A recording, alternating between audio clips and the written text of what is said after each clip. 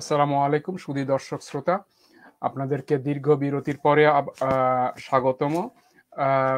Academy 21-এর আজকে 50তম পর্ব মনোসংলাপের এই অনুষ্ঠানে দীর্ঘ বিরতি হয়েছে মাঝখানে রমজান এবং ঈদ সহ নানাবিধ কারণে। ইতিমধ্যে অবশ্য আমরা একটা প্রোগ্রাম করেছি, তা আপনাদেরকে আবার স্বাগতম জানাচ্ছি আজকের এই বিশেষ প্রোগ্রামে। আজকে চমৎকার একটা প্রোগ্রাম হবে আমরা আশা করছি। আমাদের সঙ্গে অত্যন্ত বাংলাদেশের স্বনামধন্য মনোবিজ্ঞানী, মানসিক রোগ চিকিৎসক আছেন দুজন সাইকোলজিস্ট। আমাদের সঙ্গে আছেন professor doctor major Abdul Wahab Minar, অবসরপ্রাপ্ত মনোরোগ বিশেষজ্ঞ, কুমুদিনী উইমেন্স মেডিকেল কলেজ, এবং এক নামে তাকে সবাই চেনেন বাংলাদেশে, একজন প্রখ্যাত মানসিক রোগ চিকিৎসক, মনোচিকিৎসক। স্যার, আপনাকে মনোসংলাপের আজকে 50তম পর্বে স্বাগতম জানাচ্ছি স্যার, একাডেমি 21 এর পক্ষ থেকে। জি, ধন্যবাদ আপনাকে, এবং এই মনোসংলাপে যারা দেশে এবং বিদেশে যারা সংযুক্ত হয়েছে সকলকে ধন্যবাদ, অভিনন্দন। ধন্যবাদ স্যার। আমাদের সঙ্গে আরো আছেন স্কুল সাইকোলজিস্ট সৈয়দ আবু সাইদ। তিনি আমাদের সঙ্গে মনোসংলাপের আগেও এসেছেন। সৈয়দ আবু সাইদ, আপনাকে স্বাগতম জানাচ্ছি। আসসালামু আলাইকুম। উপস্থিত সম্মানিত দর্শক এবং সঞ্চালক সবাইকে শুভেচ্ছা এবং অভিনন্দন। ইনশাআল্লাহ আমাদের প্রোগ্রামে আমাদের বিস্তারিত কথা হবে আজকের বিষয় নিয়ে ইনশাআল্লাহ। আমাদের সঙ্গে আরো যুক্ত হচ্ছেন Mohammad Miraj Hossain, trainee clinical and counselling psychologist, National Institute of Mental Health and Hospital. সেখান থেকে যুক্ত হচ্ছেন গ্রাফোলজিস্ট মোহাম্মদ মিরাজ হোসেন। মিরাজ, আপনাকে মনোসংলাপের আজকে অনুষ্ঠানে সাদর সম্ভাষণ জানাচ্ছি। ধন্যবাদ স্যার। আসসালামু আলাইকুম। আশা করি আমরা আজকে যে আলোচনা আছে আমরা অনেক কিছু জানবো, শিখবো ইনশাআল্লাহ। ধন্যবাদ। সুধী দর্শক শ্রোতা, আপনারা যে যেখান থেকে যুক্ত হয়েছেন, এই প্রোগ্রামটা দেখা হবে আমার জানা মতে সাউথ আফ্রিকা থেকে শুরু করে মালয়েশিয়া, জাপান, ইংল্যান্ড সহ পৃথিবীর বিভিন্ন প্রান্ত থেকে বাংলা ভাষীদের জন্য এই প্রোগ্রামটা আমরা একাডেমি 21 মানসিক রোগ, মানসিক স্বাস্থ্য গবেষণা পুনর্বাসন প্রতিষ্ঠান, এই গবেষণা প্রতিষ্ঠানটা দীর্ঘদিন ধরে, গত 2 বছর ধরে কাজ করে চেষ্টা করে যাচ্ছে মানসিক স্বাস্থ্যের ব্যাপারে গণসচেতনতা তৈরি এবং পাবলিক পারসেপশনটা চেঞ্জ করা এবং পাবলিক অ্যাওয়ারনেস ক্রিয়েট করার ব্যাপারে। আমরা ইতিমধ্যে বেশ কিছু প্রোগ্রাম করেছি, আপনারা যারা জানেন, যুক্ত আছেন, তারা দেখেছেন। আজকে একটা অত্যন্ত গুরুত্বপূর্ণ প্রোগ্রাম, সেটা হচ্ছে পারিবারিক ও সামাজিক সন্ত্রাস, শিশু মানসে প্রভাব ও প্রতিকার। আমরা এই গুরুত্বপূর্ণ বিষয়টা নিয়ে এমন একটা সময় আপনাদের সাথে বসেছি। আমাদের সঙ্গে, আমি যেমনটা আগেই বলেছি, বাংলাদেশের প্রখ্যাত senior psychiatrist professor major doctor Abdul Wahab সাহেব আছেন, সাথে আছেন স্কুল সাইকোলজিস্ট, এবং সাথে আছেন trainee clinical psychologist and councillor psychologist. আমাদের বিষয়টাকে এইভাবে সাজানো হয়েছে যে এই যে করোনা প্যান্ডেমিক মহামারী চলছে, এর ভেতরে বিশেষ করে শিশুদের একাডেমিক ক্যারিয়ার প্রায় একটা বড় রকমের ঝুঁকির ভিতরে পড়েছে। এর পাশাপাশি এটা নিয়ে অভিভাবক সমাজে একটা বড় ধরনের দুশ্চিন্তা, আতঙ্ক বিরাজ করছে। তো সার্বিক বিষয়টাকে সম্মুখে রেখে আজকের এই প্রোগ্রামটা আমরা আশা করছি যে চমৎকার একটা কিছু দিক নির্দেশনা আমরা পাবো, করণীয় জানতে পারবো প্রফেশনালসদের কাছ থেকে। এই জন্য আমি আপনাদের সকলের কাছে আবেদন জানাচ্ছি, দয়া করে আপনারা আপনাদের যার যার টাইম লাইনে এটাকে শেয়ার করেন, যেন আপনার মাধ্যমে আপনার পরিচিত জন এই প্রোগ্রাম থেকে উপকৃত হতে পারে। আমি আজকের এই অনুষ্ঠানের শুরুতেই শুরু করতে চাই professor doctor major Abdul Wahab sir, আপনাকে দিয়ে, যে দুটো বিষয়। একটা হচ্ছে যে পারিবারিক এবং সামাজিক সন্ত্রাস, কোন বিহেভিয়ারকে আমরা সন্ত্রাস হিসেবে আইডেন্টিফাই করতে চাই, এক, এবং এটা শিশুদের মনে কি ধরনের প্রভাব ফেলে। স্যার।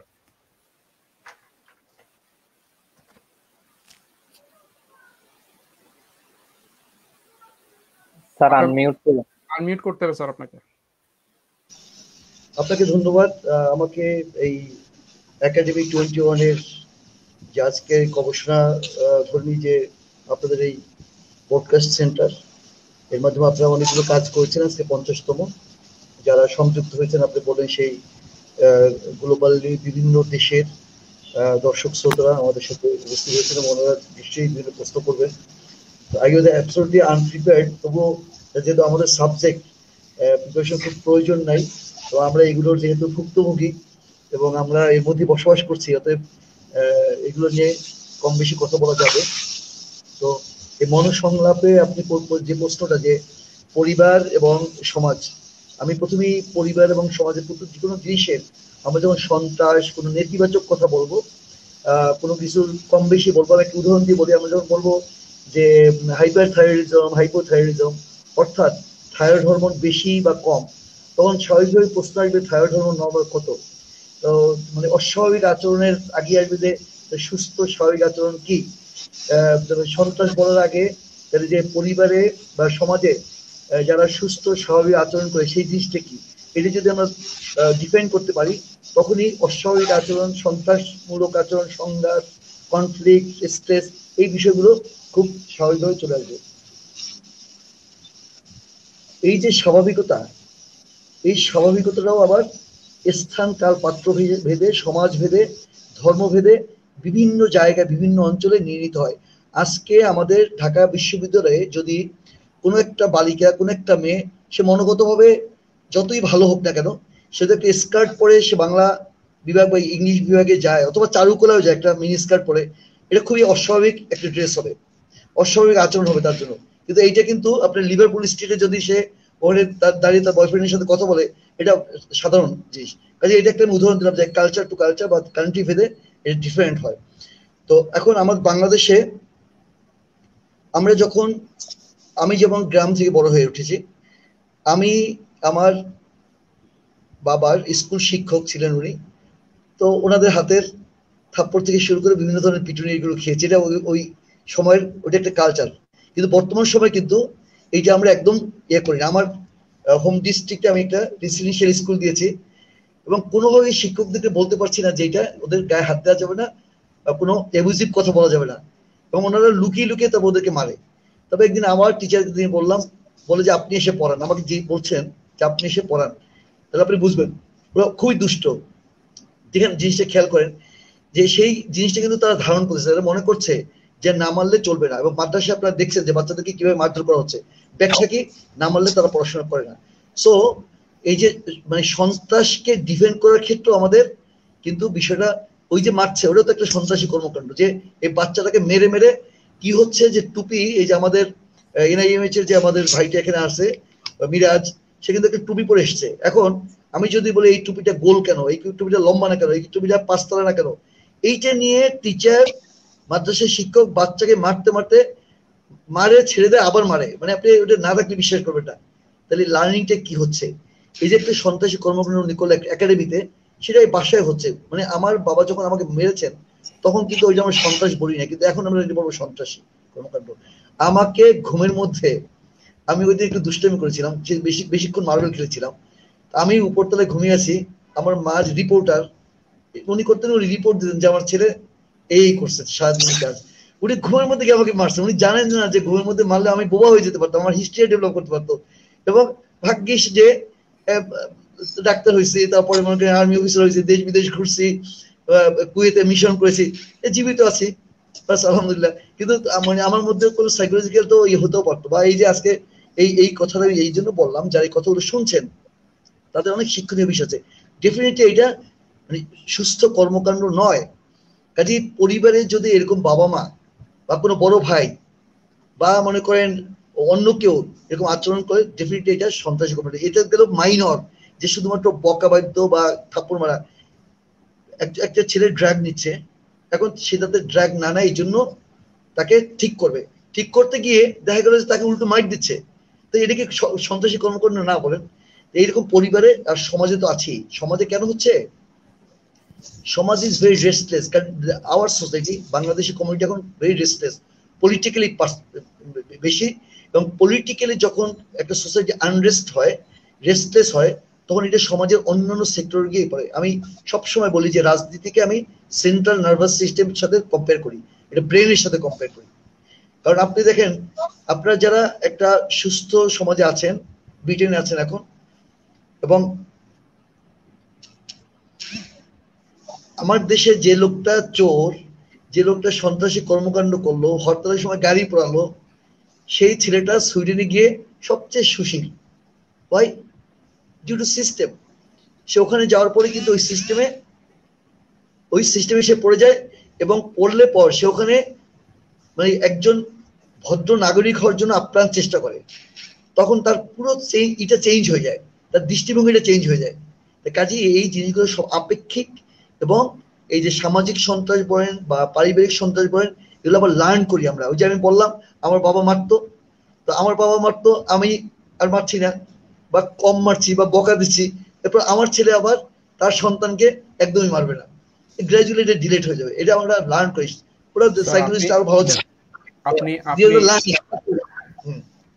আপনি আপনার কথা থেকে এটা পরিষ্কার যে সোশ্যাল যে কনসেপ্ট এবং যে কালচার, এইটা একটা বড় ফ্যাক্টর এখানে, এটা একটা বড় ফ্যাক্টর।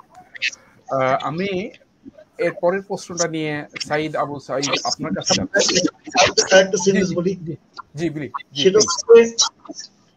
আমার দেশে কোন একটা পার্টিকুলার ডেতে একটা রাজনৈতিক দল আর একটা রাজনৈতিক দলের কর্মীদেরকে রাস্তায় পিটিয়ে মেরে ফেলে উৎসব করেছে। তাহলে এইটা দেখে ওই দলের যারা কর্মী আছে বা যারা কর্মী হবে বা স্টুডেন্টসরা, তারা কি শিখলো এবং তারাই আবার রাষ্ট্র ক্ষমতায় চলে আসতেছে। তো এইটা কিন্তু একটা লার্নিং, মানে শিখলো যে এইভাবে পিটিয়ে তারপর রাষ্ট্র ক্ষমতায় আসতে হয়। তো এই জিনিসগুলো কিন্তু আমি যেটা বললাম যে সেন্ট্রাল নার্ভাস সিস্টেম হচ্ছে পলিটিক্স, এখান থেকে জিনিসগুলো শিক্ষা প্রতিষ্ঠান, পরিবার, বিভিন্ন জায়গায় ছড়িয়ে যায়। এক্স্যাক্টলি। সো কমিউনাল সাইকোলজি, যেটা social psychology, plays a big part in every sphere of life. Saeed, আপনার কাছে আমি আসি। এই যে ডক্টর মেজর আব্দুল ওহাব সাহেবের কাছ থেকে আমরা যে চিত্রটা পেলাম, যেটা আমাদের বাস্তবতা, আপনি আমাদেরকে স্কুল সাইকোলজিস্ট হিসেবে আপনার কাছে এটা পরিষ্কার, আপনি আমাদেরকে দর্শকদের উদ্দেশ্যে কাইন্ডলি এটা একটা ধারণা দেন যে এর যে একটা বাচ্চার লার্নিং প্রসেসটা, ডেভেলপমেন্টটা কিভাবে বাধাগ্রস্ত হয়, প্লিজ। ধন্যবাদ সবাইকে, খুব চমৎকার আলোচনা করলেন। প্রথমে আমি আসলে স্যার চমৎকার ভাবে বা ফ্যামিলি ক্রাইসিস বা ফ্যামিলি ক্রাইম এবং সোশ্যাল ক্রাইম নিয়ে কিছু চমৎকার তথ্য দিলেন। তো আমি স্যারের সাথে একটু অ্যাড করে তারপরে আমি আপনার কোয়েশ্চেনের উত্তরে আসছি। আসলে আমরা যদি দেখি অপরাধ সাইকোলজিক্যালি যদি আমরা এক্সপ্লেইন করি যে মানুষ কেন অন্যায় করে বা কেন অপরাধ করে, দুটা পার্সপেক্টিভ সিগমেন্ট ফ্রয়েড এখানে উল্লেখ করেছেন। একটা লাইফ ইনস্টিংক্ট, অর্থাৎ আমাদের জীবনের তাগিদে, আমার যে অনিবার্য বাছার তাগিদায় নিজেদেরকে প্রতিযোগিতার মধ্যে যে লিপ্ত করে দেই, এই যে লাইফ ইনস্টিংক্ট, সেটার জন্য কিন্তু আমরা অন্যায় বা অপরাধের সাথে সম্পৃক্ত হই। আর একটা হচ্ছে ডেথ ইনস্টিংক্ট, অর্থাৎ স্যার যেটা বলেন যে পলিটিক্যাল পার্টিগুলোকে স্যার সেন্ট্রাল নার্ভাস সিস্টেমের সাথে তুলনা করেছেন। এটা হচ্ছে পলিটিক্যাল পার্টিগুলো হচ্ছে মূলত রাষ্ট্রের নার্ভাস সিস্টেম। আমরা জানি যে নার্ভাস সিস্টেম আমাদের দেহের, আমাদের মনে সকল কিছুকে নিয়ন্ত্রণ করে, তেমনি পলিটিক্যাল পার্টিগুলো আমাদের সবকিছুকে নিয়ন্ত্রণ করে। আমরা রাজনীতির ভাষায় যদি বলি, আমরা সবসময় বলি যে politics the art of compromise, কিন্তু বাংলাদেশের প্রেক্ষাপটে কিন্তু খুব বেশি এটা আমরা দেখতে পাই না। আমরা সবসময় দেখি সোসাইটি, সমাজে যে আনরেস্ট হয়ে যাচ্ছে, তার মূল প্রেক্ষাপটে বা মূল উৎসটা হচ্ছে কিন্তু আমাদের রাজনৈতিক ক্রাইসিস। এই রাজনৈতিক ক্রাইসিসের ফলে কিন্তু আমাদের এক ধরনের সামাজিক অস্থিরতা তৈরি হচ্ছে। এর ফলে আমাদের সমাজ থেকে, আমরা যদি সামাজিক পার্সপেক্টিভ থেকে চিন্তা করি বা সামাজিক পার্সপেক্টিভ থেকে দেখি, সমাজ বিজ্ঞানীরা ওনারা মতামত দিয়েছেন যে আমরা যখন পারস্পরিক মিথস্ক্রিয়ায় সংযুক্ত হই, তখন কিন্তু আমাদের মধ্যে একটা অপরাধ বোধ জন্ম নেয় এবং এর থেকে কিন্তু আমরা একটা অপরাধে সংগঠিত হই বা অপরাধের সাথে আমরা জড়িয়ে পড়ি। আরেকটা বিষয় হচ্ছে কিছু ফিজিক্যাল কাঠামো থাকে। অনেক সময় আমাদের স্যার এখানে আছেন, ভালো ব্যাখ্যা করতে পারেন। ফিজিওলজি থেকে বলা হয়েছে যে মানুষের মধ্যে যখন 5 ধরনের শারীরিক খুঁত থাকে, ওই খুঁতের প্রেক্ষাপটে সে অপরাধের সাথে সম্পৃক্ত হয়। আমরা দেখতে পাই আমাদের সমাজ ব্যবস্থা, আমাদের রাষ্ট্র ব্যবস্থা, আমাদের পারিবারিক কাঠামো সবগুলাই কিন্তু ইন্টারলিঙ্কেড, অর্থাৎ একটার সাথে আরেকটা সংযুক্ত। যার ফলে দেখা যাচ্ছে এক জায়গায় অন্যায় হচ্ছে, এক জায়গায় অন্যায় হওয়ার ফলে অন্য জায়গায় সেটা ট্রান্সফার হচ্ছে। আর দেখা যাচ্ছে যখন ওই ফ্যামিলিতে এই অন্যায়টা হয় বা অপরাধটা হয়, তখন আমরা দেখতে পাই চাইল্ড অ্যাবিউজ বা শিশুদেরকে বিভিন্ন নির্যাতনের শিকার হয়। আমরা যদি দেখি যে পরিবারের সদস্যদের দ্বারা তার বাবা হতে পারে বা তার অন্য কোনো ভাই হতে পারে বা তার অন্যান্য যে মেম্বার আছে ফ্যামিলি, তাদের মাধ্যমে যখন একটা শিশু শারীরিক ভাবে, মানসিক ভাবে, ইমোশনালি ডিস্ট্রেসের সম্মুখীন হয়, তখন আমরা সেটাকে বলছি যে চাইল্ড অ্যাবিউজ। স্যার আমাকে মূলত চাইল্ড অ্যাবিউজ নিয়ে কথা বলতে বলেন। স্যার আমি এখন চাইল্ড অ্যাবিউজ নিয়ে কথা বলছি। আমরা বৈশ্বিক যদি একটা চিত্র রেখা টানি, আমরা দেখতে পাই যে 1000-এর মধ্যে 25 জনের উপরে শিশু যারা অ্যাবিউজের শিকার হচ্ছে, সেটা তাদের পরিবারে, তাদের সমাজে, তাদের শিক্ষা প্রতিষ্ঠানে। আমরা দেখতে পাই যে ফিজিক্যাল অ্যাবিউজের শিকার হচ্ছে 5.7%, সাইকোলজিক্যাল অ্যাবিউজের শিকার হচ্ছে আপনার 2.5%, ইমোশনাল অ্যাবিউজের শিকার হচ্ছে 3.4, এবং যেটাকে বলছি আমরা নেগলেক্টিং এর শিকার হচ্ছে 15%-এর উপরে আমরা দেখতে পাই। আমরা অনেক সময় স্যার খুব চমৎকার ভাবে বলেন যে আমাদের ইমোশনাল যে একটা ভ্যালু আছে, ইমোশনাল যে একটা মূল্য আছে, আবেগ আছে, আমাদের যে দরদি একটা ভাষা আছে, ভালোবাসা আছে, সেটাকে কিন্তু আমাদের পরিবারের সদস্যরা কখনো মূল্যায়ন করে না। এই যে পরিবারের সদস্যরা যে ছোট্ট শিশুকে তার ইমোশনকে মূল্যায়ন না করা, তার ইমোশনকে মূল্য না দেওয়া, রিকগনিশন না দেওয়া, এর ফলে কিন্তু তার প্রতি এক ধরনের অপরাধ করা হচ্ছে, তার প্রতি এক ধরনের পারিবারিক অপরাধ করা হচ্ছে। আমরা দেখতে পাই যে অনেক সময় আমরা আমাদের পরিবারগুলো দেখি, পরিবারের পিতামাতা, সিবলিং বা আদার্স মেম্বার যারা আছেন, তারা অনেক সময় শিশুদের প্রতি নেগেটিভ অ্যাটিটিউড শো করেন। আমরা দেখতে চাই আমাদের বাংলাদেশের প্রেক্ষাপট, শুধু নয় বহির্বিশ্ব দেখতে চাই ফুল প্যারেন্টিং, প্যারেন্টিং বলতে যে চমৎকার একটি টার্ম রয়েছে, এর কিন্তু সঠিক ইউটিলাইজেশন আমরা কোথাও দেখতে পাই না। আমরা দেখতে পাই যে ফুল মেন্টাল হেলথ আছে, অনেক সময় বাবা মাও বুঝে না আসলে মেন্টাল হেলথ ইস্যুটা কি, বা আসলেই তার সন্তান কিভাবে সাইকোলজিক্যালি বা ইমোশনালি অ্যাবিউজের শিকার হচ্ছে, এটা কিন্তু তোমরা আখ্যায়িত করতে পারে না বা বুঝে না, আন্ডারস্ট্যান্ডিং অ্যাবিলিটি তাদের নেই। আমরা দেখতে পাই অনেক সময় পরিবারগুলোতে আমরা নেগলেন্সের শিকার হয় বাচ্চারা, তাদের যে চাহিদা, আমরা সবসময় বলি শিশুদেরকে রিকগনিশন দেওয়া, রিওয়ার্ড দেওয়ার কথা বলি। তারা যখন একটা কাজ করবে, সেই কাজের রিকগনিশন যখন আমরা দিতে পারি, তখনই কিন্তু তাদের যে নেগলেন্সিং তার মধ্যে থাকে, সেটা কিন্তু তখন থাকবে না। তাদের মধ্যে হীনমন্যতা, সেলফ এস্টিম, ল সেলফ এস্টিম কখনো কাজ করবে না। আমরা দেখি সাইড যখন অ্যাবিউজের শিকার হয়, তখন কিন্তু তার যে ল সেলফ এস্টিমটা ডেভেলপ করে। আরেকটা বিষয় আপনি দেখেন, আমরা সবসময় একটি কথা বলে রাখি যে অনেক সময় দেখা যাচ্ছে তাদের যে বেসিক নিডস গুলো, সেটা ফিজিক্যাল হতে পারে বা সাইকোলজিক্যাল নিডস গুলো হতে পারে। ফিজিক্যাল নিডস কি হতে পারে এখানে? ফুড, শেল্টার, ক্লথিং, এই বিষয়গুলোতে কিন্তু শিশুদেরকে বঞ্চিত করা হয়। আরেকটা বিষয় দেখেন, এখানে আমরা দেখছি অনেক সাইকোলজিক্যাল যে তার সাপোর্ট প্রয়োজন, ইমোশনাল সাপোর্ট প্রয়োজন, তারা কিন্তু সেটা পাচ্ছে না। এক্ষেত্রে কিন্তু ওনারা শিশুরা কিন্তু এক ধরনের অ্যাবিউজের শিকার হচ্ছেন। আরেকটা দেখেন, আমরা বলছি যে ফিজিক্যাল অ্যাবিউজ, আমরা সেটা জানি অনেক সময় শিশুদের সাথে অন্যায় ভাবে তাদেরকে, স্যার বললেন যে স্কুলে বা তাদের সহপাঠীদের দ্বারা বা পরিবারে তাকে ফিজিক্যালি টর্চার করা হয়, স্কেটিং করা হয়, কিটিং করা হয়। এই কিন্তু এক বিষয়টা কিন্তু একটা প্রমাণ করেছে যে তাদের পরিবারের যে সদস্যরা আছে, তাদের মধ্যে কিন্তু এক ধরনের ইমোশনাল ইম্পেয়ারমেন্ট কাজ করে। সাধারণত দেখা যাচ্ছে যেসব পরিবারে বা পরিবারের সদস্যরা বা বিশেষ করে প্যারেন্টরা যদি এখানে ড্রাগ ইউজ করে বা অ্যাবিউজ করে, এক্ষেত্রে দেখা যাচ্ছে যে আপনার এই অপরাধগুলো অনেক বেশি সংঘটিত হয়ে থাকে। আরেকটা বিষয় হচ্ছে এখানে সাইকোলজিক্যাল সাপোর্টের একটা অভাব আমরা কিন্তু সবসময় দেখতে পাই পরিবারগুলোতে। আমরা দেখি যে সোশ্যাল সাপোর্ট যেখানে খুব বেশি দেওয়ার কথা একটা শিশুর ক্ষেত্রে, সেখানে কিন্তু সেটা দেওয়া হচ্ছে না। আপনি দেখেন ডোমেস্টিক ভায়োলেন্সের ক্ষেত্রে, আমরা বর্তমান সময় করে চিন্তা করি, সবসময় কিন্তু ডোমেস্টিক ভায়োলেন্সের ক্ষেত্রে উইমেন এবং শিশুরা সবচেয়ে বেশি নিপীড়নের শিকার হচ্ছে।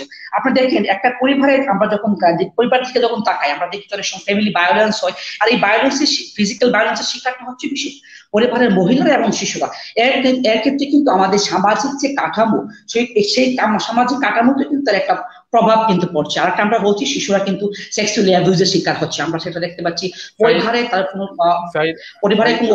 জি জি, আপনাকে আমি এখানে থামাতে হচ্ছে, আমি আপনার কাছে আবার ফেরত আসবো।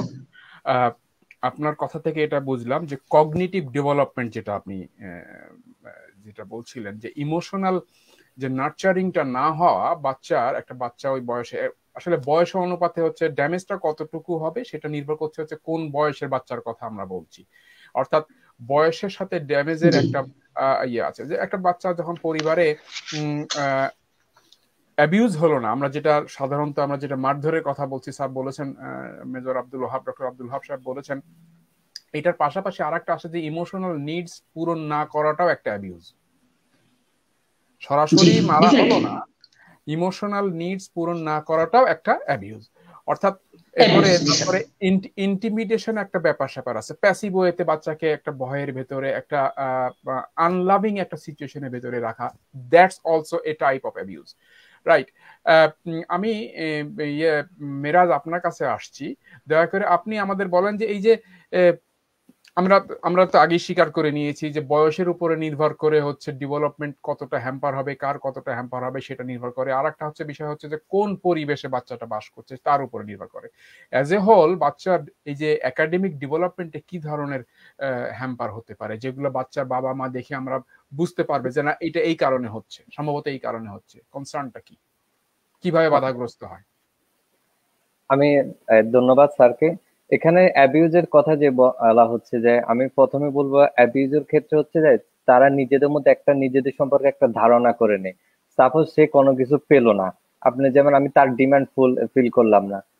হতে পারে একটা ঘরে যে ছোট বাচ্চা, সে চিন্তা করলো যে না, আমার যে প্রয়োজন, আমার যে খেলাধুলা বা অন্য যে কোনো প্রয়োজন আমার পরিবার দিচ্ছে না, অর্থাৎ আমি গুরুত্বহীন।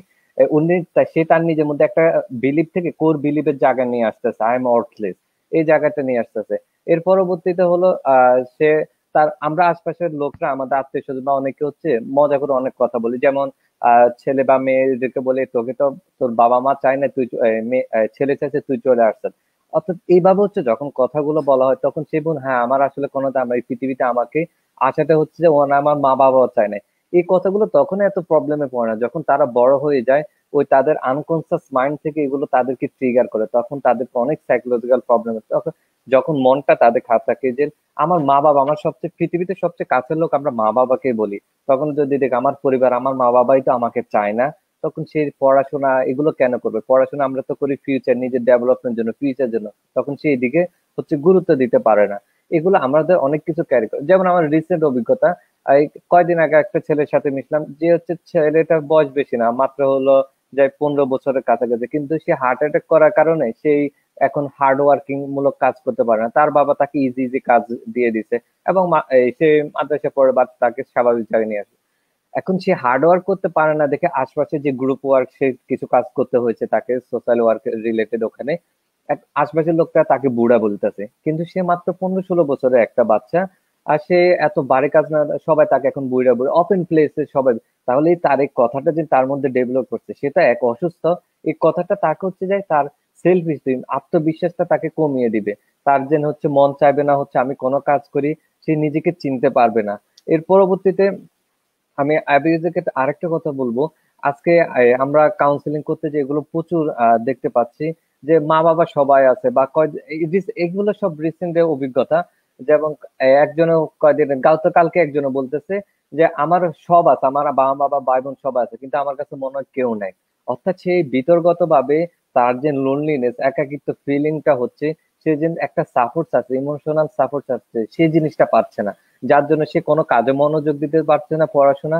সে নিজে বলতেছে আমি এই এত এত কাজ করি, আমি এত এত ভালো কাজ করি, কিন্তু যখন মন খারাপ হয়ে যায় তখন আর কোনো কিছু ভালো লাগে না। আমি তো এনএলপি ট্রেনার হচ্ছে কোর্সটা করেছি, আমি এনএলপি ট্রেনার। এখানে আমরা একটা কথা শিখি কমিউনিকেশনের ক্ষেত্রে, ইন্টারনাল কমিউনিকেশন। আমরা হচ্ছে অনেক সময় হচ্ছে আমাদের কিছু হচ্ছে যে পাবলিক কমিউনিকেশন মতো, যেমন মা বাবা একজন আরেকজন খুব পাশাপাশি থাকছে, যেমন এই মেয়েটা মা বাবা সে কাছাকাছি, কিন্তু ফিজিক্যাল দূরত্ব না হলে কোনো দূরত্বই নাই ফিজিক্যাল, কিন্তু ইন্টারনালি সে নিজের মনে কষ্টের কথা, পাশে তার ভাই বোন সবাই আছে, বলতেছে না, সে একাকিত্ব অনেক ফিল করতেছে। এর পরবর্তীতে আবার আমরা যে একটা মা বাবার সাথে অনেক খুব ক্লোজ রিলেশনশিপ, এগুলো দেখতে পাই না। আমি আবার যখন মানুষের ছাত্রদের হ্যান্ডরাইটিং অ্যানালাইসিস করে মা বাবার সাথে সম্পর্ক দেখি, দেখি এরা অনেক সব কাউকে বিশ্বাস করতে পারে না, তার মনে যেন একটা জায়গা দিবে, অন্যের সাথে সুন্দর কমিউনিকেশন। তারা তাদের ইমোশন গুলোকে চেপে রাখে, সাপ্রেশন করে রাখে, ইমোশন এক্সপ্লোর করে না, এবং মা বাবার সাথে ইন্টারনালি একটা তাদের দূরত্ব সৃষ্টি হয়ে যাচ্ছে, সমাজের সাথে দূরত্ব সৃষ্টি হয়ে যাচ্ছে, যেটা প্রবলেম হচ্ছে। আর আমি একটা সর্বশেষ কথা বলবো, লেবেলিং। তাদের এই লেবেলিং করার কারণে, যেমন আমি একটা বোতল, খালি বোতলের মধ্যে আমি মধু রাখলে উপর দিয়ে লিখে দিলাম যদি মধু, তাহলে এটা বোঝা যাচ্ছে এটা মধুর বোতল। আমি যদি মদ লিখে রাখি, বোঝা যাবে এটা মদের বোতল। ঠিক এখন ভাবে আমি যখন বাচ্চারা নিজেদেরকে লেবেলিং করা শিখে যাচ্ছে নেগেটিভ ভাবে, এই অ্যাবিউজের কারণে, সেটা ফ্যামিলি হোক সোসাইটি হোক, তখন তার সব ক্ষেত্রে হেল্পিং হচ্ছে, তার thinking process, behaviour, thinking process, সব জায়গায় সমস্যা হচ্ছে। Thank you sir. Well, Miraj, thank you, আপনাকে ধন্যবাদ। আমরা সম্ভবত প্রফেসর ডক্টর আব্দুল ওহাব মিনার সাহেবকে টেকনিক্যাল কারণে হয়তো কিছুক্ষণের জন্য, স্যার এসছেন, রাইট, থ্যাংক ইউ স্যার। আমরা তো ভয় পেয়ে গেছিলাম যে আপনি বোধহয় হারিয়ে গেলেন, আমাদের ঢোকানো হয়নি আর কি। Sorry sir. আপনার কাছে নেক্সট প্রশ্ন হচ্ছে যে আপনি যেহেতু একজন চিকিৎসক এবং সিনিয়র মোস্ট চিকিৎসক, আপনার কাছে রিলিভেন্ট প্রশ্নটা করি যে একজন অভিভাবক কি করে কনসার্ন হবে, কোন কোন সাইন্স অ্যান্ড সিমটমস, আমি একবারে খুব স্পেসিফিক ভাবে বলি, কোন সাইন্স অ্যান্ড সিমটমস দেখলে কনসার্ন হবে, বাচ্চার ভিতরে কি কি লক্ষণ দেখলে একজন অভিভাবক কনসার্ন হবে যে তার ডেভেলপমেন্টে, সাইকোলজিতে বা মেন্টাল ডেভেলপমেন্টে সমস্যা হচ্ছে? ধন্যবাদ আপনাকে।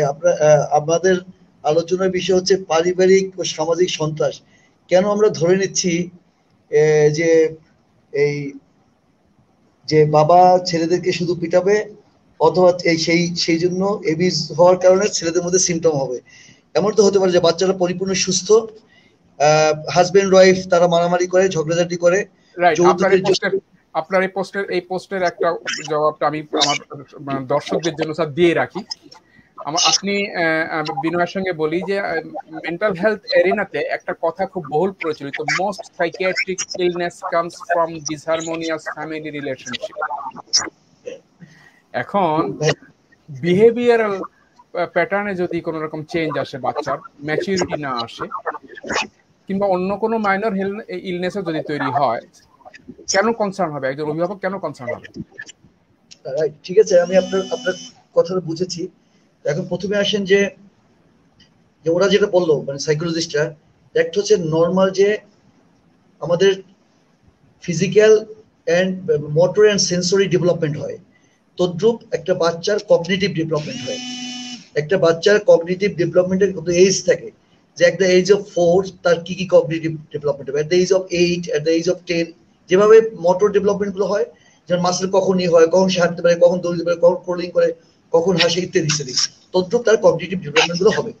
এখন যদি এই ডেভেলপমেন্টের কোনো সমস্যা থাকে, যেমন ধরেন যে মেন্টালি রিটার্ডেড, আমরা ইন্টেলেকচুয়াল ডিসেবিলিটি বলি ইত্যাদি, তার যে ডেভেলপমেন্টটা যদি এরকম হয়, বাবা মা তো প্রথমে বুঝবে না। বাবা মা প্রথমে না বুঝতে বুঝতেই তাকে মাই শুরু করবে যে তুই অঙ্ক পারস না কেন। সে বাচ্চা তো দেখতে না সুন্দর, ফর্সা, সুন্দর, ভালো হাসে, আদর করে, কিন্তু যেভাবে বাবা মা আদর করে, ডিম খাওয়ায়, ফজলিয়াম খাওয়ায়, সেই অনুযায়ী সে অঙ্ক পারে না, ইংলিশ পারে না, তখন সে মাইর খায়। কিন্তু সে ভাবে না যে বাচ্চাটা আসলে যে ইন্টেলেকচুয়ালি ডিসেবল। তো কাজেই এই মাইর খাওয়ার জন্য ওই বাচ্চাটা তো, বাচ্চা তো এখানে তো বাচ্চা কোনো অ্যাকোয়ার্ড কোনো নাই, এটা জেনেটিক, এদের সে জন্মগতভাবে নিয়ে আসছে, তার ব্রেন সেল কম, তার ইন্টেলেকচুয়াল নাই, যেই কারণে বাচ্চারা এরকম হচ্ছে। আমার ঘন ঘন টেলিফোন আসতেছে, সরি। সেই ক্ষেত্রে এটা হচ্ছে কি আপনার, যেটা আমি বললাম যে জেনেটিক্যালি যেটা, সেটা। তারপর মনে করেন চাইল্ডহুড অটিজম, তারপর মনে করেন ADHD, এই সমস্ত বাচ্চাদের যখন থাকে, তখন তো সেই সিমটম গুলো হয়, সেই অনুযায়ী বাবা মা হ্যান্ডেল করতে পারে না, বাবা মা মারে। এছাড়া যে বাচ্চাটা মনে করেন এরকম কোনো মেন্টাল ডিসঅর্ডার নাই, সেই বাচ্চাদের,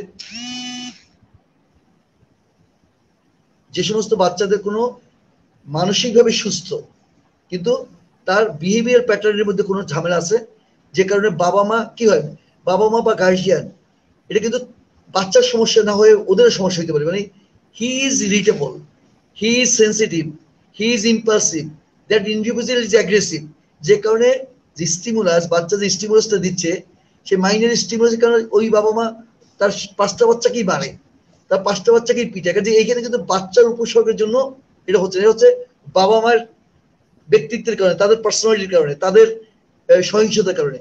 আচ্ছা, দেখা গেল বাবা মা সাউন্ড, তখন যে বাচ্চাগুলো, যে 5টা বাচ্চার মধ্যে সব বাচ্চা মার খাচ্ছে না, একটা বাচ্চা মার খায়, এইসব ক্ষেত্রে হতে দেখা গেল যে বাচ্চাদের কিছু সমস্যা থাকে।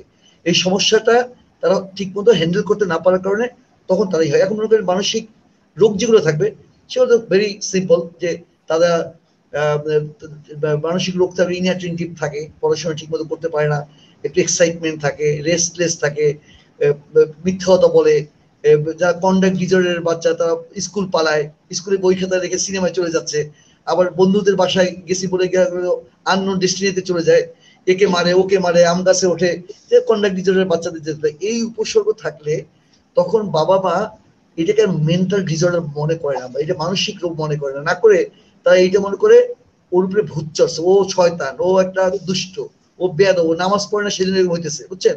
এবং এখানে আমি মোটামুটি ধর্মকর্ম করার চেষ্টা করি, কিন্তু our religion Islam is very much misunderstood by the followers. আমরা যারা ইসলামকে ফলো করি, তারা বিভিন্ন তাবিজ তোমার ঝাড়ফুঁকের মাধ্যমে এইটাকে এমন একটা জায়গায় নিয়ে ঠেকাইছে যে আসলে রিয়েলি যে মোহাম্মদ সাল্লাল্লাহু আলাইহি ওয়াসাল্লাম যে বাচ্চাদের কিভাবে আদর করতেন সেটা ভুলে গিয়ে ওর উপরে শয়তান চাপছে, জিন চাপছে, ওকে মাদ্রাসা দিয়েছে, পড়ে নাই, ও মাদ্রাসা থেকে চলে আসছে, স্কুলে পড়ছে, সেই জন্য ও এরকম নানাবিধ স্টিগমা, নানাবিধ প্রিজুডিস এবং ওর উপরে চাপাই দেওয়া। এইটা আসলে একটা কালচারাল, সাংস্কৃতিক একটা আমাদের অধপতন, এবং এই জায়গাটা কিন্তু আমাদের অ্যাড্রেস করতে হবে। আপনারা যেহেতু এই কাজটা করছেন, তো সেই জন্য যে স্টিগমা বা প্রিজুডিস নিয়েও আপনারা কোনো এক সময় কথা বলেন, তাহলে এইগুলো তখন চলে আসবে। এখন আসেন যে আমি সংস্কৃতির কথাটা বললাম, মানে এর সাথে আমি রিমিডিয়াল বিষয়গুলো বলি। সেটা হচ্ছে আমি যে আগেই বলেছি যে সুইডেনে গিয়ে যে লোকগুলো ভালো হয়ে যায় কেন, there is a good system. আমি যে ওরা যে ঢাকায় বসবাস করতেছে ওদেরকে বলি, এই যে শহীদ জাহাঙ্গীর গেট আছে ক্যান্টনমেন্টে ঢোকার গেটটা, যে সিএনজি যে ইয়েটা গাড়িটা খুব এলোমেলো ভাবে এই শাহবাগ ফার্মগেট হয়ে ওখানে যায়, সেই গাড়িটাই ঢোকার পর একদম আলিফ, ডিউ টু সিস্টেম। ক্যান্টনমেন্টের মধ্যে সেই স্পিড দিতে পারবে না, এলোমেলো চালাতে পারবে না, তাকে ধরবে, ফাইন করবে। কাজে রাষ্ট্র কিন্তু যে অধিকারগুলো আছে মানুষের, সেই অধিকারগুলো কে নিশ্চিত করবে? রাষ্ট্র নিশ্চিত করবে। এই যে কাকে মারলো না, সহিংসতা হইলো, এই জন্য বিচার আচার আছে, তো এই জন্য তোমার রিওয়ার্ড আছে, এই জন্য পানিশমেন্ট আছে। আর পানিশমেন্ট বলতে কিন্তু আমরা সবসময় মনে করি যে মারলে কেন, জেলে না। পানিশমেন্ট কিন্তু একটা ফেসিলিটি আমি পাচ্ছি, সেই ফেসিলিটি উদ্যোগ করে একটা পানিশমেন্ট। আমি মনে করি আমি এসি রুমে থাকি, আমি সারা রাত ধরে পাবজি খেলতেছি, আমার বাবা বললো এই রুমে তুমি থাকবে না, এখানে তোমার আম্মু ঘুমাবে। আমি যদি আমার রুমে একটু কাজ করি, তোমার আম্মু ঘুমাবে, মানে টেকনিক্যালি তুমি কালকে থেকে ওই যে রুমে ফ্যান আছে শুধু, তুমি ওই রুমে ঘুমাবা, অর্থাৎ ফ্যান ছাড়া রুমে ঘুমাবা। এটাও কিন্তু এক ধরনের punishment. So reward and punishment যে কথাটা বলছিল, যে সাইদ বলছিল যে রিওয়ার্ড এন্ড পানিশমেন্ট মানুষের বিহেভিয়ার এইটাকে মডিফাই করে। এইগুলো থাকলে তখন যে ওই সিমটম নিয়ে এই ছেলেগুলো আসতো, বড় হইলো, বাবা মা ওইরকম না মারে, যদি তাদেরকে রিওয়ার্ড দেয় অথবা এই মাইনর যে ফেসিলিটি গুলো দিচ্ছে সেগুলো উদ্যোগ করে, তাহলে দেখা যাবে তার বিহেভিয়ার মডিফিকেশনটা হচ্ছে। এই জন্য এক হচ্ছে যে যারা গার্জিয়ান, বাবা মা, তাদের সাউন্ড ডিসপোজিং মাইন্ডে থাকতে হবে। তারা মারামারি ঝগড়াঝাটি করবে, আর বাচ্চাকে চাইবে যে সাধু হোক। বাবা বলবে তুমি কি আমার জন্য 5টা বেনসন নিয়ে আসো, আর ছেলেকে বলবে তুমি কেন স্মোক করতেছো। এই জিনিসগুলো তো হবে না, এটা হয় না। এই জন্য আমরা বলি যে ওই যে মডেলিং যেটা থাকে, আইডেন্টিফিকেশন, বাবা যেভাবে পায়ের উপরে পা তুলে পেপার পরে বাচ্চা ওইটা শেখে। মা যেভাবে ড্রেসিং টেবিল উপরে বসে তারপরে শাড়ি পেঁচায় অথবা ঠোঁটে লিপস্টিক লাগে, ছোট মেয়েরা কিন্তু ওরকম শিখতে থাকে। কাজে এইটা বেস্ট হচ্ছে যে আমরা যারা গার্জিয়ান আছি, অভিভাবক আছি, আমরা যেভাবে রিপ্রেজেন্ট করবো। এবং সবচেয়ে বড় অভিভাবক হচ্ছে রাষ্ট্র, সরকারি নীতি নির্ধারক। তারা ঘুষ খাবে, সুদ খাবে, আর রিক্সাওয়ালাকে বলবে যে বা আমাদেরকে বলবে কেন তুমি গাড়ির করো না, ট্যাক্স টোকেন নাই কেন তোমার গাড়ির, পুলিশ আমাকে ধরবে। এটা হয় না আসলে। এই জন্য আমাকে সবসময় জি এইটা কাজে কিন্তু যে আমাদের যে নাগরিক অধিকার আছে, এটা রাষ্ট্রকে নিশ্চিত করতে হবে। কেউ যদি অন্যায় করে, এই জন্য পানিশমেন্ট আছে, সে পানিশমেন্ট দেবে, রিওয়ার্ড দেবে, পুরস্কৃত রিওয়ার্ড দেবে। এবং এটা কিন্তু যখন রাষ্ট্র করবে, তখন স্কুল করবে, তখন কলেজ করবে, তখন আমরা বিভিন্ন ধরনের মেডেল পাবো, ওইগুলো সাজিয়ে রাখবো যে এতগুলো আমি মেডেল পেয়েছি। তখন যে ছেলের জন্য যে পাত্রীপক্ষ আসবে, তারা যে সন্দেহ ছিল যে ছেলেকে বিয়ে দেবে কি না, এতগুলো মেডেল দেখে বিতর্ক প্রতিযোগিতা, ধারাবাহিক গল্প উপস্থিত প্রতিযোগিতা, এগুলো দেখে তখন তারা কনভিন্স হয়ে গেল না এই পাত্র কাছে মেয়ে বিয়ে দেওয়া যায়। Thank you sir, thank you. আমরা আপনার কাছে আবার আসবো। শুধু দর্শক শ্রোতা, আমরা আজকে আলোচনা করছি মনসংলাপের 50তম পর্বে। আমাদের সঙ্গে আছেন ডক্টর মেজর আব্দুল ওহাব, অবসরপ্রাপ্ত বাংলাদেশের প্রখ্যাত মনোচিকিৎসক, মনোবিজ্ঞানী। আমাদের সঙ্গে আছেন স্কুল সাইকোলজিস্ট সাইদ আবু সাইদ। আমাদের সঙ্গে আছেন সাইকোলজিস্ট এবং ট্রেনি ক্লিনিক্যাল সাইকোলজিস্ট এবং কাউন্সিলিং সাইকোলজিস্ট মিরাজ হোসেন। আপনারা যে যেখান থেকে দেখছেন, আপনাদেরকে অনুরোধ করব দয়া করে নিজেদের টাইম লাইনে এটা শেয়ার করে রাখেন, যেন ভবিষ্যতেও আপনারা অথবা আপনার পরিচিত কেউ এখান থেকে উপকৃত হতে পারে। আমরা আলোচনা করছিলাম পারিবারিক এবং সামাজিক সন্ত্রাস এবং শিশু মানুষের ভূমিকা, প্রভাব ও প্রতিকার। সাইদ আবু সাইদ, আপনার কাছে আসছি। আমাদেরকে ওই ডক্টর আব্দুল ওহাব যে কথা বলছিলেন, সেখান থেকে তার ধারাবাহিকতা আপনার কাছে আসি। অভিভাবকের ভূমিকাটা কি হতে পারে? অর্থাৎ বাড়িতে পারিবারিক সন্ত্রাস, অর্থাৎ পরিবারে র্যাপোর্ট, আন্ডারস্ট্যান্ডিং এবং বন্ডিং, এগুলো বৃদ্ধি করার মাধ্যমে আমি আপনার কাছে শুনতে চাই কিভাবে শিশুর একটা বাচ্চার মেন্টাল হেলথকে ডেভেলপ করা যায় এবং সন্ত্রাস বা অন্য কোনো অনাদরের যে নেতিবাচক প্রভাব, এটাকে কিভাবে সরানো যায়, কমানো যায়। আপনি কি আছেন সাইদ? সাইদ নাই। I'm sorry, we have lost. আমরা অপেক্ষা করি সাইদের, সাইদ আবু সাইদ আসার ব্যাপারে। আপনি কি কিছু বলবেন মিরাজ এ ব্যাপারে? হ্যাঁ, আমি এই ব্যাপারে একটু বলতে চাই। হচ্ছে আমাদের পরিবারের হচ্ছে অনেকগুলো জায়গায় কাজ আছে। এখানে শুধু আমরা এক জায়গাকে সবসময় মা বাবাকে দোষ দিব এমনটাও না, আবার সন্তানদেরকেও হচ্ছে যে ছেড়ে দিব এমনটাও না, বা এটা সন্তানদের উপর এটা দোষ দিব। এটা ডক্টর আব্দুল ওহাব স্যার এটা বলেছেন সুন্দর, যে জি অভিভাবককে নিজের দিকে দেখতে হবে। জি বলেন। হ্যাঁ, আমি এখানে বলতে চাচ্ছি ফ্রিডম অফ চয়েস, এখানে বাচ্চা এবং মা বাবা সবাইকে বুঝতে হবে আমাদের এক্সিস্টেন্সিয়াল থিওরি অনুযায়ী ফ্রিডম অফ চয়েস, অর্থাৎ আমার যে কোনো কাজ করার ফ্রিডম আছে, স্বাধীনতা আছে, কিন্তু এখানে হচ্ছে কনসিকুয়েন্স, যে ফলাফলটা আছে ফলাফলটা আমাকে মেনে নিতে হবে। অর্থাৎ আমি কি এটার ভবিষ্যতে যে বিষয়টা আসবে সেই বিষয়টাকে আমি দেখতে পারবো কিনা বা মেনে নিতে পারবো কিনা, এটা আমাদের দেখতে হবে। এখানে আমরা হচ্ছে স্যারও এখানে বললেন সমাজ আমাদের সংস্কৃতি শিখাচ্ছে এক জিনিস, আবার আমরা বলতেছি আরেক জিনিস। যেমন বাচ্চাদেরকে বলতেছি সত্য কথা বলো, কিন্তু দেখছি নিজেরা দুর্নীতি করতেছি, অনেক খারাপ কাজ করতেছি। আমি রিসেন্ট কয়েকটা ঘটনার কথা বলতে চাই। যেমন হচ্ছে টিকটকের এগুলো করার কারণে একজন হচ্ছে পাচার হয়ে গেল।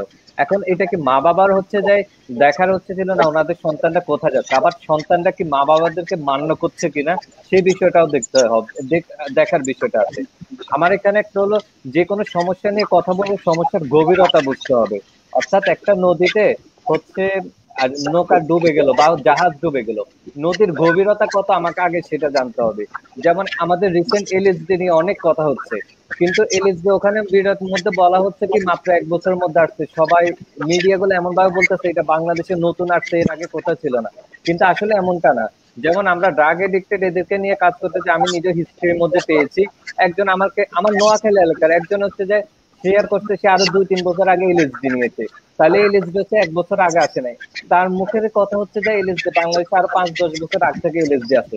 তাহলে আমরা জানি না আসলে আমাদের সন্তানরা কোথায় যাচ্ছে, আমাদের দেশের প্রশাসন হচ্ছে বুঝতেছে না হচ্ছে কোন জায়গায় প্রবলেমটা হচ্ছে, আর আমাদের পরিবারও বুঝতে পারতেছে না আমাদের সন্তানরা কোথায় কোথায় কার সাথে মিশছে।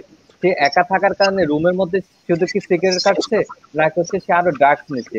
আমাদের এই জায়গাগুলো অর্থাৎ সন্তানকে সন্তানের জায়গা বুঝতে হবে, আর আমরা যে সন্তানের মধ্যে একটা বিলিভ নিয়ে আসতে হবে, আমরা যে কোনো বিপদে আমরা আছি, অর্থাৎ তাকে একটু বোঝার জায়গাটা নিয়ে আসতে হবে।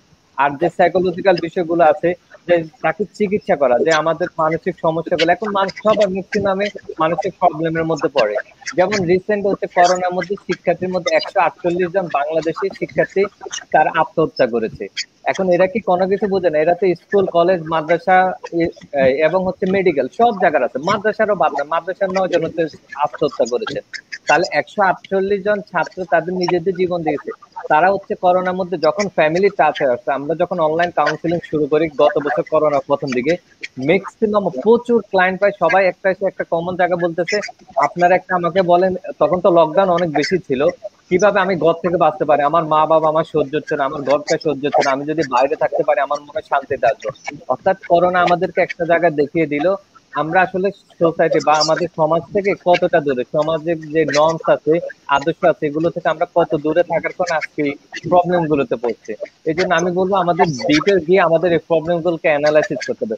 আর আরেকটা জিনিস হলো বিভিন্ন দিবস গুলোতে দেখা যায় হচ্ছে কিছু আলোচনা করে হয়, যা সরকারি পর্যায়ে বা যে কোনো জায়গায় আলোচনা করে এটাকে রেখে দেওয়া হয়, কিন্তু এটা লাস্ট পরিণতি পর্যন্ত যাওয়া হয় না। অর্থাৎ আমার কাছে এগুলো আয়ও আসার মতো নয়, অর্থাৎ লোকদেরকে দেখালাম বা করালাম, এগুলো আমাদের পরবর্তী লাইফে আমরা সমাধানের দিকে যাই না, যেটা আমাদেরকে অনেক প্রবলেম ক্রিয়েট করে। এই জন্য আমরা একটু লাস্ট ফিনিশিং, যখন মাদক নিয়ে কাজ করতেছি পুরো মাদকের শেষটা দেখে নিব।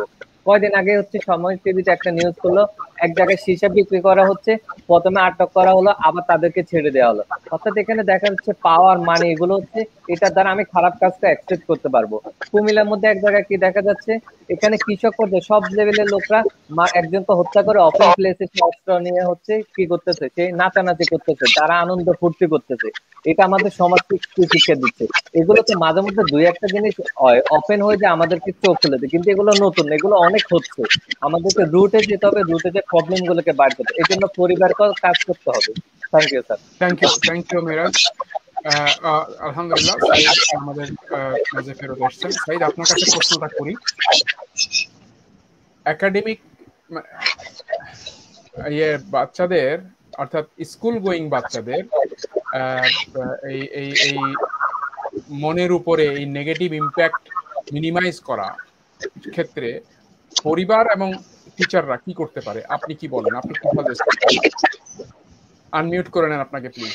স্যার এখানে আব্দুল ওয়াহাব স্যার মিউট করলে খুব ভালো হয়, সাউন্ড রিফ্লেকশন তো শোনা যাচ্ছে না।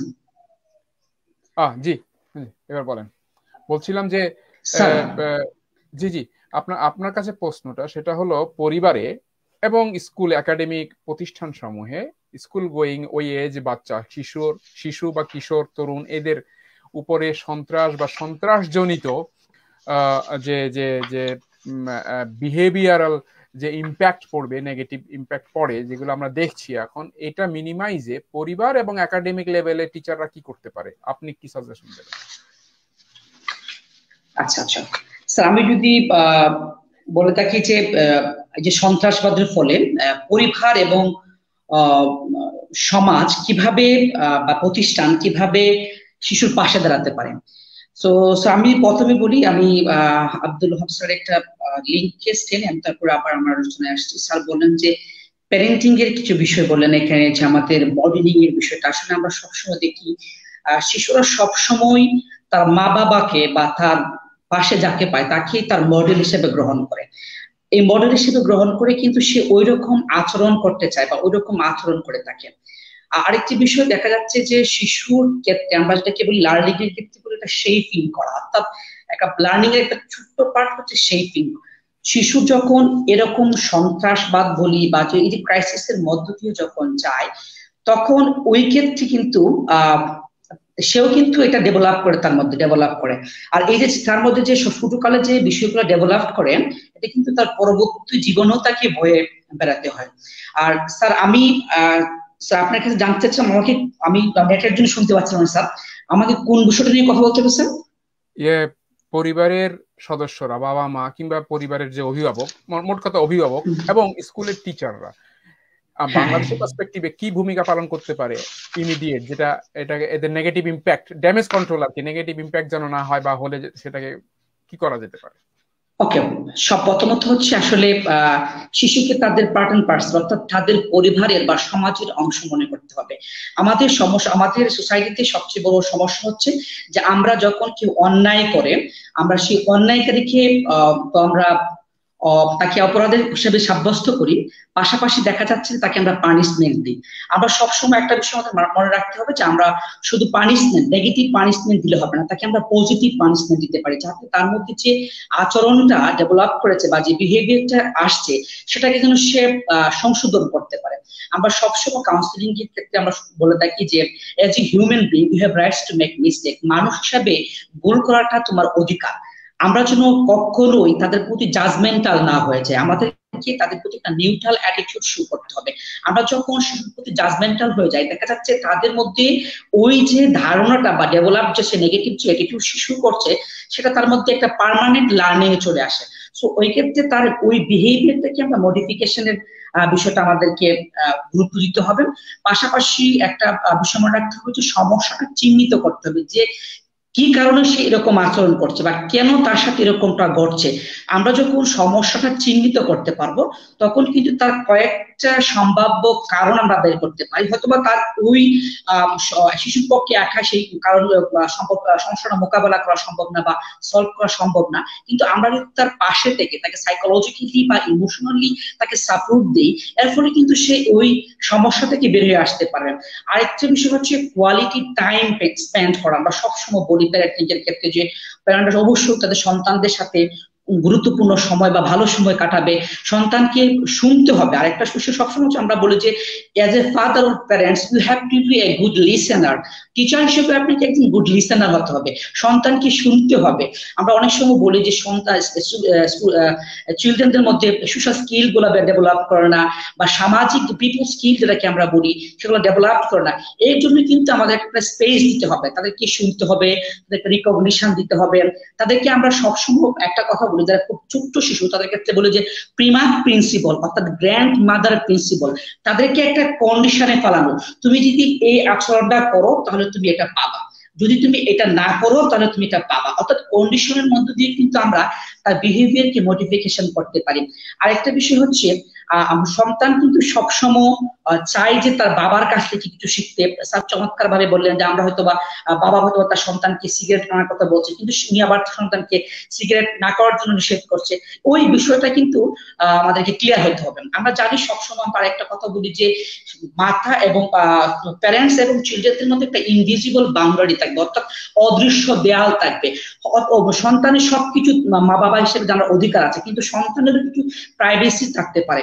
যখন আমরা তাদের প্রাইভেসিটা ব্রেক করবো তখন কিন্তু তার সেলফ এস্টিমটা লো হয়ে যাবে, তার সে নিজেকে সেলফ ওয়ার্থলেস ফিল করবেন। তো এক্ষেত্রে আমাদের এই বিষয়গুলো নিয়ে কাজ করতে হবে। আর হচ্ছে আরেকটা বিষয় হচ্ছে সোশ্যাল নেটওয়ার্কিংটা তৈরি করা। আমরা অনেক সময় বলি যে স্টুডেন্টরা হয়তো বা তাদের মধ্যে, চিলড্রেনরা হয়তো বা তাদের মধ্যে অ্যান্টি সোশ্যাল বিহেভিয়ার ডেভেলপ করেছে, বা তারা কোনো ধরনের অন্যায় একটা অ্যাগ্রেসিভ বিহেভিয়ার শো করছে। এক্ষেত্রে কিন্তু আমাদের তাদেরকে সোশ্যাল নেটওয়ার্কিং এর মধ্যে ফেলে দিতে হবে। আর একটা বিষয়, আমরা কখনো জাজমেন্টাল হব না, তাকে মিরাজ বলেন যে লেবেলিং করা, তাকে তারা একটা আচরণ করেছে বলে যে সবগুলোর জন্য তাকে আমরা পানিশমেন্ট দিব তা কিন্তু নয়। আমাদেরকে স্যারটা বলেন যে পানিশমেন্টের মধ্যে কিন্তু কয়েকটা প্রকার আছে, একটা হচ্ছে পজিটিভ পানিশমেন্ট, একটা নেগেটিভ পানিশমেন্ট। সে যখন তার মধ্যে খুব বেশি নেগেটিভিটি চলে আসবে তখন আমরা নেগেটিভ পানিশমেন্ট ইউজ করতে পারি। আর যখন ঠিক আছে এটাকে মডিফিকেশন করা সম্ভব খুব ইজিলি, তখন আমরা পজিটিভ পানিশমেন্ট কিন্তু আমরা ইউজ করতে পারি। আরেকটা বিষয় বলেন। জি জি স্যার, আরেকটা বিষয় স্যার হচ্ছে আমরা সবসময় বলি যে ইতিবাচক চিন্তা করা, সন্তানকে সবসময় ইতিবাচক চিন্তার মধ্যে ফেলে দিতে হবে। আর পারস্পরিক যখনই আমরা মনে হচ্ছে হয়তো বা আমার সে একটা অন্যায় করেছে, তার কাছ থেকে সে অন্যায়টার ব্যাখ্যা চায়, বাবা তুমি এই আচরণটা কেন করেছো, একটা শিক্ষক হতে পারে বা তার অভিভাবক হতে পারে, যখন সে ব্যাখ্যাটা তার কাছ থেকে শুনবে তখন কিন্তু তাকে একটা ফিডব্যাক দিতে পারে। আমরা সবসময় একটা কথা বলি যে বার্গার ফিডব্যাক। সন্তানকে বা শিক্ষার্থীকে লার্নিং এর ক্ষেত্রে কখনো আমরা সরাসরি কোনো নেগেটিভ ফিডব্যাক দিব না, তাকে বার্গার ফিডব্যাক দিব। অর্থাৎ প্রথমে তার মধ্যে যে পজিটিভ বিষয়টা আছে, পজিটিভ যে আচরণটা আছে, তার সেই পজিটিভ আচরণটাকে টেনে এনে ওটার প্রশংসা করব। দেন আমার যে তার কারেকশন, বিহেভিয়ার মডিফিকেশন যেখানে প্রয়োজন ওইখানে আমি কিছুটা মডিফিকেশন এনে আবার লাস্ট তাকে প্রশংসা করব যে তোমারটা খুব ভালো হয়েছে, তুমি যদি পারো তো অবশ্যই তুমি এটাকে থ্যাংক ইউ জনাব সাইদ। আমরা আপনার যে ইয়েটা আপনি চমৎকার স্টেজ ওয়াইজ যেগুলো বলেছিলেন আমরা আপনার এটা পেয়েছি। আমরা অনুষ্ঠানের শেষ পর্যায়ে এসেছি। আমি এখন প্রফেসর ডক্টর আব্দুল ওয়াহাব স্যারের কাছে যাব।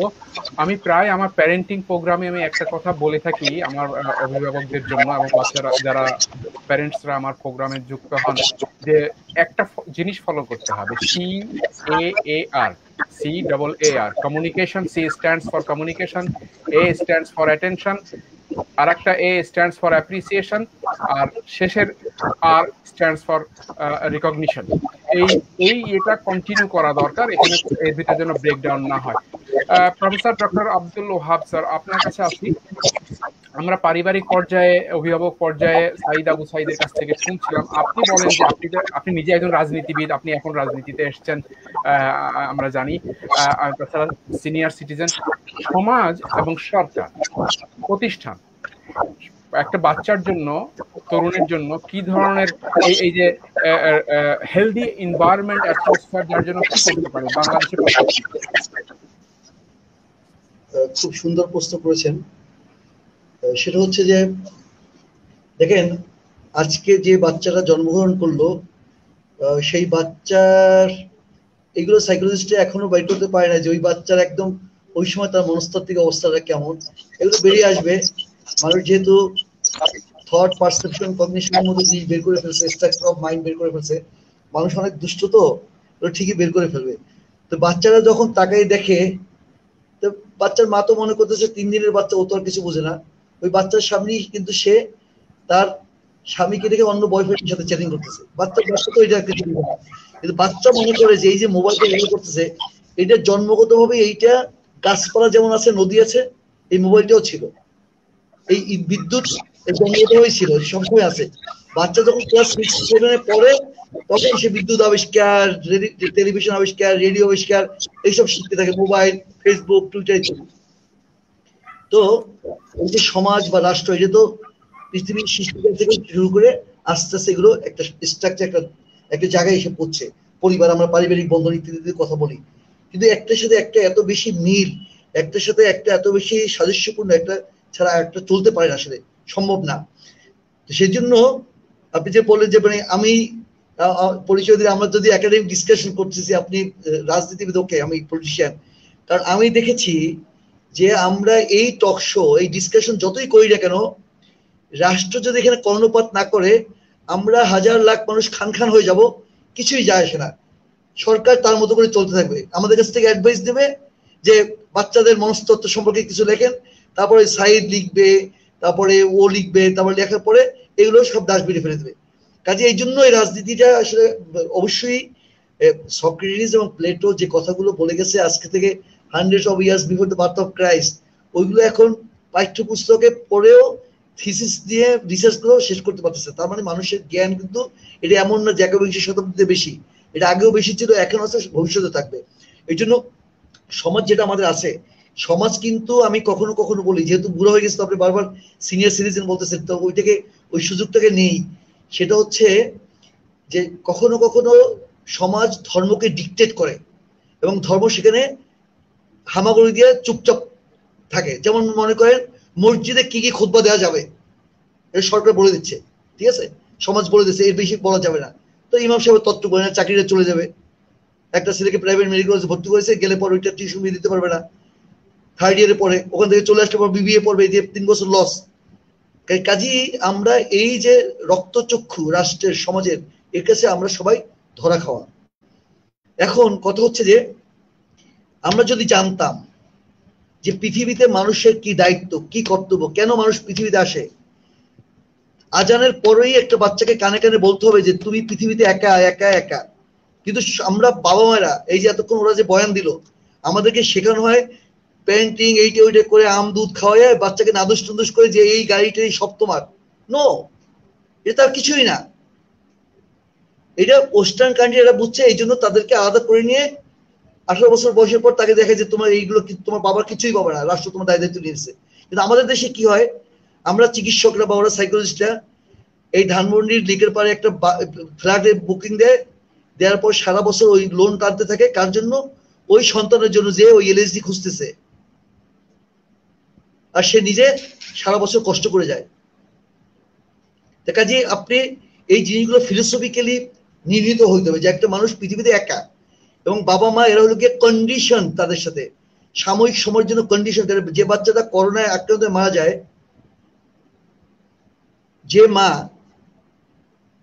যে ইনফার্টাইল এবং টেস্ট টিউব বেবি নেয়, অনেক চেষ্টা পর লাখ লাখ টাকা খরচ করে, সেই বাচ্চাটা নিউমোনিয়ায় মারা যাওয়ার পর ওই মা লিপস্টিক দিয়ে বিয়েতে যায়, যায় না? যায়। তো কাজে পৃথিবীতে একটা বাচ্চার কি দায়িত্ব, কি কর্তব্য, ছোটবেলা থেকে ওর পাঠ্যপুস্তকে থাকবে, সিনেমায়, নাটকে, উপন্যাসে এগুলো থাকবে, গানে বাজনা এগুলো থাকবে, যে এই বাচ্চার দায়িত্ব কি, কর্তব্য কি, মানসিক দায়িত্ব কি, কর্তব্য কি। এবং এইটা শুধু থাকবে না, এগুলো আমাদের আমলে নিয়ে আসতে হবে, চর্চায় নিয়ে আসতে হবে। আমি কিছুদিন আগে আমাদের এলাকায় বরিশাল অঞ্চলে ঝড়ে রাস্তা ভেঙে গেছে, তো আমি কিছু ত্রাণ নিয়েও গেছি। এট দ্য সেম টাইম একটা হলো যে এতগুলো রাস্তা ভাঙছে, আমরা একটা জায়গায় স্বেচ্ছায় কাজ করবো, কিন্তু যাওয়ার পরে রিজেক্ট করছে লোকাল এলাকার লোকজন, যে না এটা তো সরকার করবে। আপনার ওই মাটির ইয়ে নিয়ে আমি দেখেছি, ওটা ফলো করেছি আপনার। প্রত্যেকই একটা জিনিস, কিন্তু এটা নিয়ে অনেক ঝড়, অনেক ভালো কথা, বাজে কথা, অনেক কিছু হয়েছে। কিন্তু এইটা আমি তো মাটি টানার মানুষটা, কিন্তু এটা একটা ইন্সপিরেশন দেওয়া, একটা মোটিভেশন দেওয়া যে এইটা স্বেচ্ছায় আমরা কাজ করবো, আমাদের কাজটা আমরা করবো, মাথা ব্যথা আমার, চিকিৎসা করবো আমি, সরকার টিএনও কে, আর সরকার তো আমার, আমি সরকারের, সরকার আমার। আমি যদি আগে একটা রাস্তা করে দিই, ওখানে মহিলারা যাচ্ছে, শিশুরা যাচ্ছে, ওই সাঁকো দিয়ে পাড়ানোর সময় নিচে পড়ে যায়, ওর একটা ফ্র্যাকচার হয়, 25,000 টাকা খরচ, এটা তো লস। ওই কাজটা করার জন্য আসলে আমি মূলত ওইটাই করছি। সেই জন্য আমি বলছি, যেটা আপনি যেটা বললেন যে সমাজ, রাষ্ট্র, প্রতিষ্ঠান, এগুলো সম্পর্ক, একটা একটা সম্পর্ক। এবং আমরা কি করছি, এখানে ঘৃণার চাষ করতেছি, এখানে আমরা পরশ্রীকাতরতার চাষ করছি, হিংসা বিদ্বেষের চাষ করতেছি, যে কারণে পরস্পরকে আমরা ঐক্যবদ্ধ না হয়ে, একজন আরেকজনের বন্ধু না হয়ে, লাভ এন্ড রেসপেক্ট না থাকে, আমাদের মধ্যে আসছে হেট্রেড। আর হেট্রেড দিয়ে তো একটা সুন্দর সমাজ হয় না, হয়। থ্যাংক ইউ আমরা চাষ করবো। হ্যাঁ, ইনশাআল্লাহ। আপনি চমৎকার বিষয় নিয়ে আসছেন। আসলে হচ্ছে যে লাভ এন্ড রেসপেক্ট এন্ড আন্ডারস্ট্যান্ডিংটা যদি চর্চা থাকে, তাহলে একটা ইতিবাচক হেলদি এনভায়রনমেন্ট তৈরি হবে। জি স্যার, আমরা প্রোগ্রামের শেষ পর্যায়ে, আমি আপনাকে আর 1 মিনিট সময় দিতে চাই।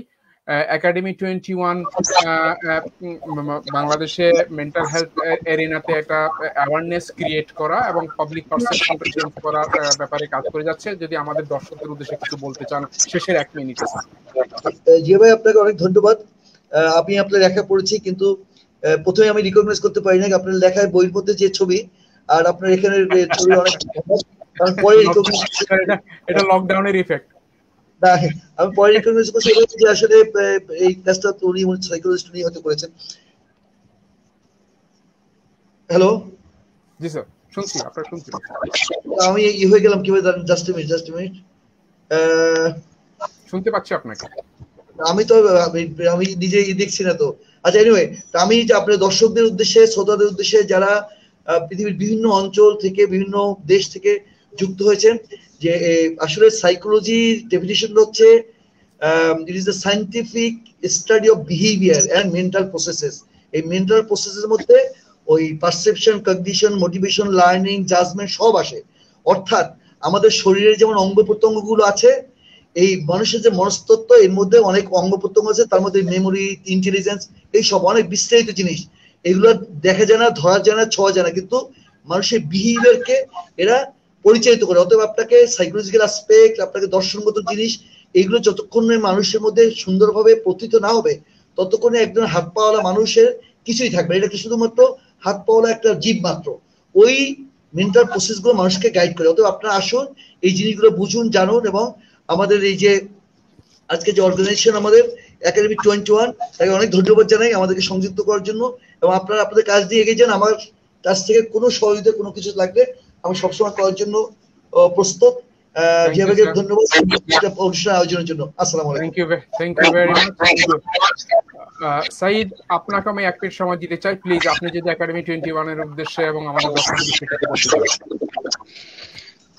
আসলে দুঃখিত, আমার ফোনটা বারবার হ্যাং করছিল, এই জন্য আমি আসলে কানেক্ট করতে পারছিলাম না কন্টিনিউয়াসলি। তো স্যার খুব চমৎকার আলোচনা করলেন। আমি স্যারকে আশ্বস্ত করতে চাই যে সাইকোলজিস্টরা অলরেডি এটা আবিষ্কার করে ফেলছেন যে একটা মা সন্তান জন্মের পর যখন একটা মা তার সন্তানকে কিভাবে টাচ করলেন, এর উপরে কিন্তু সন্তানের ব্যক্তিত্বের বৈশিষ্ট্যটা নির্ভর করে। আমরা প্যারেন্টিং বলতে যে শুধু সন্তান জন্ম হওয়ার পর তাকে খাওয়ানো, তাকে ইমোশনালি সাপোর্ট দেওয়া, তা কিন্তু না। আমরা যদি যারা ধর্মীয় ফিলোসফিতে বিশ্বাস করি, তারা আমরা বিশ্বাস করি একটা দম্পতির প্যারেন্টিং প্রথম শুরু হয় যখন একজন বাবা হিসাবে বা একজন মা হিসাবে যখন প্রথম তারা বিবাহ বন্ধনে আবদ্ধ হয়, অর্থাৎ স্বামী স্ত্রী হিসেবে যখন আবদ্ধ হয়, তখনই তাদের ফিলোসফিক্যাল যে প্যারেন্টিংসটা বা ধর্মীয় আদর্শগত যে প্যারেন্টিংসটা, তখন কিন্তু সেটা শুরু হয়। আরেকটি বিষয় আমরা সবসময় বলে থাকি যে আমাদের সবগুলো আমাদের পার্ট এন্ড পার্সেল, আমাদের ইমোশন, বিহেভিয়ার, আমাদের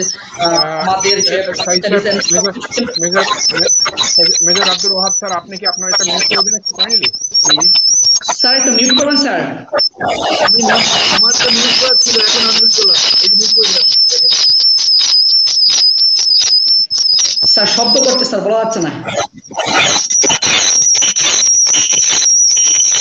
আচ্ছা, আমি আউট হয়ে যাই।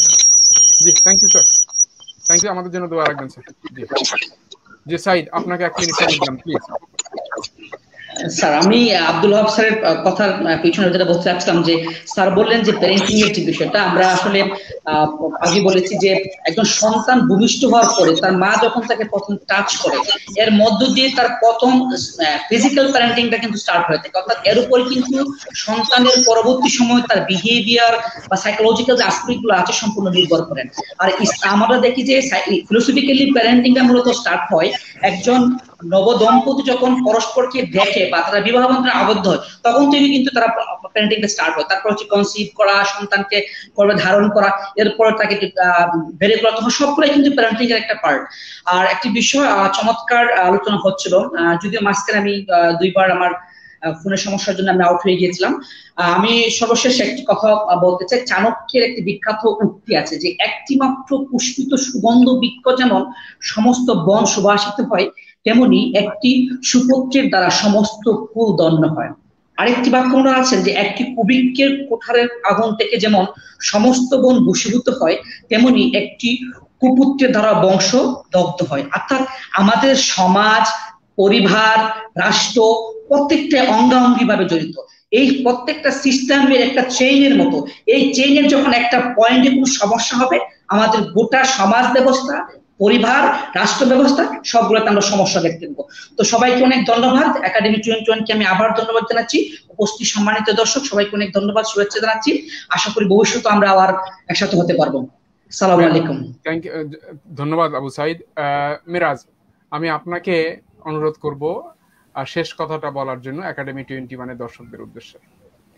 আলহামদুলিল্লাহ, এখানে প্রায় অনেক কিছু আলোচনা হয়েছে। এর মধ্যে আমি সর্বশেষ আর কয়েকটা কথা বলতে চাই, সেটা হলো অন্যের প্রতি শ্রদ্ধা বা আমার অপোজিট যে অপিনিয়ন আছে এটার প্রতি শ্রদ্ধাটা আমি মনে করি বর্তমান সময় সবচেয়ে বেশি শেখা দরকার। যেমন আমি অনেক দ্বন্দ্বগুলা বা মারামারি দেখতেছি শুধু এইটার কারণে। ধর্মীয় বিষয় আসি, এক পক্ষ যে এক মতাদর্শ আরেক মতাদর্শ, যে ধর্মীয় সে অপর অপনিয়ন, তার মতাদর্শ মিল নাই, কিন্তু আকীদাতে সব তো ঠিক আছে, নামাজ 5 ওয়াক্ত এগুলো তো, কিন্তু এই নিয়ে মারামারি। বা স্যার একটা সুন্দর উদাহরণ দিলেন টুপি নিয়ে, টুপি দিয়ে কালার হতে পারে ওই রকম হবে, এই নিয়ে মারো। আমরা এটা শুধু ধর্ম না, রাজনীতিতেও দেখতেছি। রাজনীতিতে এক্স ওয়াই জেড যে যে দল করতেছে ওই দলের যত ভাগ কাজ আছে সব 100 ভাগ সবই ঠিক, আর অন্য অপোজিট ওয়াই দল যা করতেছে সবই খারাপ। আবার ওয়াই দল এক্স দলের কোনো ভালো সুনাম করে না। অর্থাৎ অন্যের ভালো গুলো যেন অ্যাকসেপ্ট করা, খারাপ গুলো যে সমান করা, ওই জিনিসগুলো আজকে দেখা যাচ্ছে না। আবার আমরা প্রথম দিকে যদি কখনো যদি দেখি ভালোগুলো পছন্দ, শেষে দিয়ে আবার হচ্ছে এলোমেলো কথা বলছে, কথার যে গ্রহণযোগ্যটাও রাখতেছে না। এই জন্য অন্যের প্রতি শ্রদ্ধা রাখা, ভালোকে ভালো বলা, খারাপকে খারাপ। আর যেমন হচ্ছে, আর আমরা একটু থিঙ্কিং প্রসেস, আমাদের মা বাবা সমাজ সবাইকে বলবো আমাদের একটু ভালো পজিটিভ চিন্তা করো, আমাদের সবকিছু বিহেভিয়ার পজিটিভ হবে। যেমন আজকে সবাই বলি জিপিএ 5 হলে আমার সন্তান, জিপিএ 5 হলে আমি এটা বলতে পারবো, আমি ওইটা বলতে পারবো।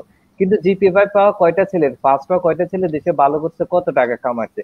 আর এখানে যেমন সন্তানরা আজকে মা বাবারা খেলাধুলা করার জন্য দরকার এটা বুঝছে। অনেক সময় ছেলে মোটা যায়, বলে হ্যাঁ যা যা তুই খেলাধুলা কর, বা কোথাও পাঠিয়ে দিচ্ছে।